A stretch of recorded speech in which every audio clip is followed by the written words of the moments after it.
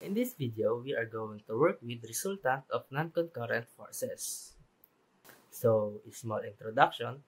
Non-concurrent forces act at different points on an object, causing both translation and rotation. Calculating the resultant combines their effects into a single force and a couple, allowing us to predict an object's motion and balance. So, paano ang itsura neto? Ayan. Ito ang sinasabing multiform forces acting at different point. So, example tayo. Yan. Determine the resultant of the non-concurrent force system in the figure. So, ang bawat box na yan is 1 meter each side. Yan. So, ano ang unang natin gagawin? Gagamit tayo ng formula na resultant is equal to square root of summation ng force y squared plus summation ng force x squared. Yan. Gagamit tayo ng table dito. Ayan. Gumamit tayo ng table. Para sa first one natin, hatiin natin siya bawat component na x component at y component. Dahil ang 30 degrees natin is nakadikit sa x-axis, gagamit tayo ng cosine para sa x component ng force 1. Ito. At sine naman sa y component. Tapos, ang force 2 natin is 60 sa x component. Pero bakit siya 0? Ito, tingnan natin ang force 2. Ang force 2 is from this point papuntang right. At diretso na lang yon. Hindi siya pumupunta lang up or down. Yan. Sa F3 natin, ayan, 0 ang x component at y is negative 30. So, 0 ang x component dahil from this point, going down lang siya at hindi siya pumupunta ng left or right. Same sa force 4 natin na 0 ang x component at negative 50 ang y component. Yan, summation natin. Yan. Is 120.62 Newton para sa x at negative 45 Newton naman para sa y. Tapos, resultant, ito is derivation ng Pythagorean theorem na a squared plus b squared is equals to c, na which ang r natin is ang c. Yan. Ang resultant natin is 128.74 Newton going to bottom right direction.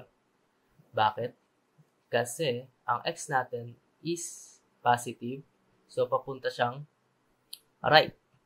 Pero ang y natin is negative, kaya papunta siyang bottom. Yan, kaya bottom right. So ang next natin is kukunin natin ang moment. Yan, moment. So, pagkuha ng moment na kapag may angle, gagamitin natin yung mga bawat individual component niya na x and y. Itong tulad na itong first one natin. So, ang f1x natin is 60.62 times sa 2. So, bakit 2? Dahil bibilang tayo perpendicularly. So, ganito. Okay, from this point, imagine natin na ang arrow na to is nag-i-extend siya pag ganito. Ayan. And, itong point na to ay nag-i-extend pag ganun. Nakakawari ng linya. So, perpendicular siya dito. So, ilan ang distance nun? So, from here, each 1 meter, 2 meter. Doon siya mag-intersect sa F1x natin. Para naman sa y neto ng F1 natin is 35 times 1 dahil kung ito ay nag-extend, ayan, at nag-extend din to, ang distance niya is from here to here is 1 meter. So, ito plus 0. Ano yung plus 0 na yan? Ito yung F2 natin. Kung ito ay nag-extend pa ganun, at ang F2 natin is pa ganun din ang extension, well, hindi siya perpendicular. Kaya 0 na lang siya kasi 60 times 0 is equals to 0. Pero pinakita ko pa rin natin ang 0 para, ayun. So, 50 times 1, ayan. 1 kasi extension neto, plus here, ayan. From point A to this point is 1 meters. Ganun din sa F3 natin. So, ang sumunod is negative 30 times 1. Pero bakit negative? Ang assumption natin is ang moment ng A is positive sa clockwise direction. So, bakit naging negative to? Kasi, ang direction niya ng force na to is pa-counterclockwise. So, ito. Ayan, yung arrow na yan. Yan, pag ganun ang andar niya. Kaya ang equal na to is 176.24 Newton meter. Ang susunod natin kukunin ay ang y-intercept at saka x-intercept. So, paano yun? Ayan. So, may formula tayo. Moment is equal to summation ng force x times y-intercept. So, ayan. Ang summation ng fx natin is 120.62. Tapos multiply natin sa y-intercept. Ang y-intercept natin is unknown.